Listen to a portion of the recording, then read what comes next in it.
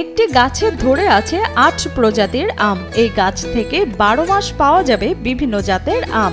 ৮-১০ রকমের ফল হয়েছে, এটা আসলে অদ্ভুত আর কি, অবিশ্বাস্য আর কি। এটা সাধারণত সব জায়গায় দেখা যায় না। এটা দেখে খুব ভালো লাগছে আর কি আমার।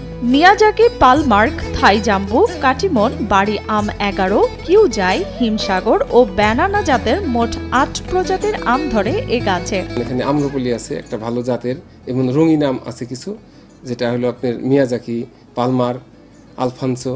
এছাড়া ১২ মাসি আম আছে, বাড়ি আম ১১, কাটিমন।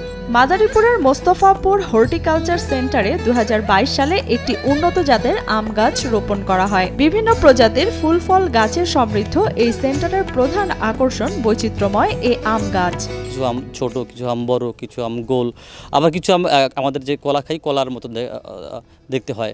আসলে আমার কাছে অসাধারণ লাগছে। গাছে আম সুমিষ্ট না হয় গাছের ১০টি ডালে গ্রাফটিং এর মাধ্যমে 10টি ভিন্ন ভিন্ন প্রজাতির আম গাছের ডাল বসানো হয়। এর মধ্যে এবছর ৮ প্রজাতির ৮টি ডালে আম ধরেছে। আমরা একটা গাছ লাগাইছি, আমটা খুব সুন্দর। এই যে মাদারীপুর জেলার মধ্যে এরকম আম গাছ আর কোথাও নাই। বিভিন্ন জেলার জন্য আসে এই আম গাছ দেখতে।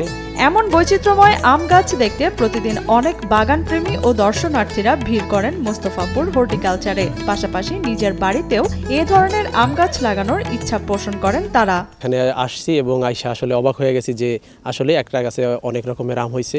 এছাড়াও এখানে অনেক ধরনের গাছ দেখলাম যেগুলো আসলেই অনেক ভালো, এবং সুযোগ হলে আমি পরবর্তীতে এখান থেকে গাছ কিনে নেব বাড়িতে লাগানোর জন্য। এখানে সুন্দর সুন্দর আম গাছ আছে এবং একটি গাছে বিভিন্ন ধরনের আম ধরেছে। আমগুলো দেখতে অনেক সুন্দর লাগলো, এবং এগুলো বাগান করলে আমাদের জন্য খুবই ভালো হবে। একসময় সারা দেশে গ্রাফটিং এর মাধ্যমে এ ধরনের আম গাছের বিস্তার করা সম্ভব হবে বলে মনে করেন উদ্যান তত্ত্ববিদরা। এটা গ্রাফটিং এর মাধ্যমে করা হয়েছে। এটা করার উদ্দেশ্য হলো আমাদের অল্প জায়গার মধ্যে আমরা বিভিন্ন জাতের সমন্বয় করতে পেরেছি।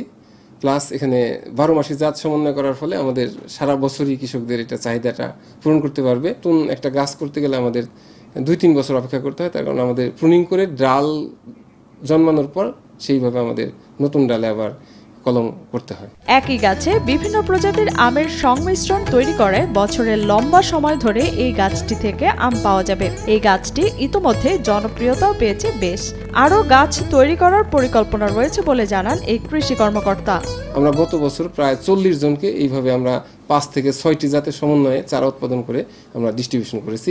এই বছর অনেকে আমাদের সাথে যোগাযোগ করছে। আমরা এই পর্যন্ত প্রায় ১০টার মতো গ্রাফটিং করেছি, ৪-৫টা জাত সমন্বয় করে। আমরা এটা সামনে অব্যাহত রাখবো। এদিকে সরকারের লক্ষ্য দেশের ১ ইঞ্চি জমিও ফাঁকা থাকবে না। এরই ধারাবাহিকতায় জমির স্বল্পতার কারণে অল্প জায়গায় মানুষের চাহিদা অনুযায়ী একটি গাছ থেকেই একাধিক প্রজাতির ফল খেতে পারবে এ পদ্ধতিতে বলে জানান মোস্তফাপুর হর্টিকালচার সেন্টারের উপপরিচালক কৃষিবিদ আশুতোষ কুমার বিশ্বাস। আমাদের মাননীয় প্রধানমন্ত্রীর নির্দেশনা আছে যে অল্প জমিতে বেশি উৎপাদন করতে হবে, প্রতিটি জায়গার সুষম ব্যবহার করতে হবে। আমরা সেই উদ্দেশ্যের দিকে লক্ষ্য রেখে আমাদের এই কার্যক্রমটা সফল হবে বলে আমি মনে করি।